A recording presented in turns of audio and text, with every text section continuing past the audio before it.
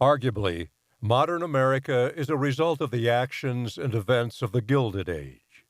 Although American industrialism is most associated with the teeming metropolises of the Northeast and Midwest, belching smoke from their coal-powered forges and factories, Americans often forget that feeding the industrial might emerging from those forges and factories were the minerals, forests, and pasture lands of the relatively recently settled American West. A hallmark of the story of the American West are the cattle trails that wound north out of Texas in the wake of the Civil War. What is less known is how the largest ranch in the Lone Star State, the almost mythical XIT, also, for a time, dominated the landscape of the Rocky Mountain Front Range. Operating much like the more familiar factories and financial organizations of the Gilded Age, the XIT Ranch for a brief time became one of the most productive cattle operations in the West. It thus established a legend that further obscures the true story of how the backup plan for a group of Chicago land developers, with the support of an international cartel of investors, grew into a cattle ranch that sprawled from Texas to Montana.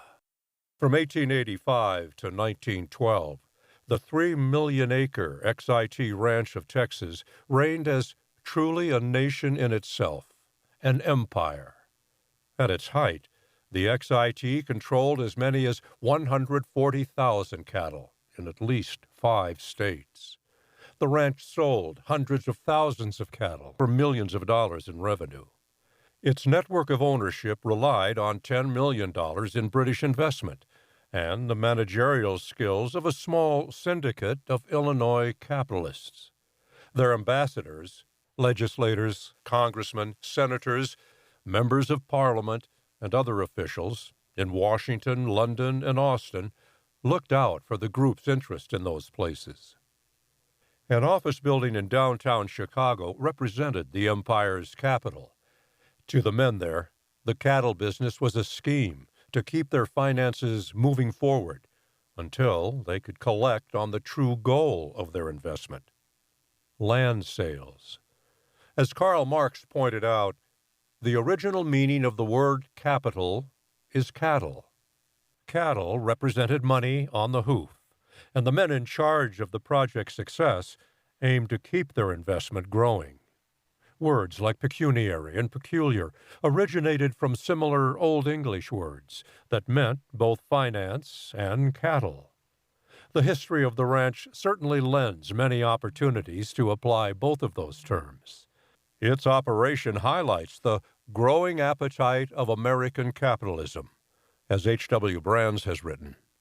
The cattle business on the American plains, he wrote, was a business driven by the same imperatives that governed the oil business and the steel business.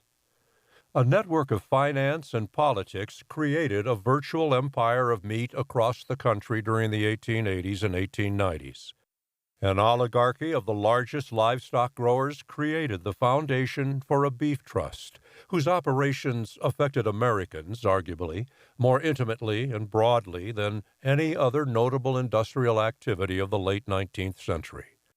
The meat on the table, the oleo spread on one's bread, the lard in the pantry, and the shoes on American feet all demonstrated the pervasiveness of the livestock industry in everyday life. In the Golden West, those people who sought a garden spot of their own on the prairies stretching to the Rocky Mountain foothills found the reality of their dreams stifled, not simply by an unforgiving climate, but by powerful financial and government organizations that preceded them. The XIT Ranch in Texas fenced in the Capitol Reservation, the huge Panhandle land grant set aside by the Texas Constitution and legislature to pay for a new state house in Austin. The state certainly received one of the finest Capitol buildings in the United States. From the outset of the project in 1882, however, for the Capitol Syndicate, the syndicate as the ownership group came to be called, controversy followed controversy.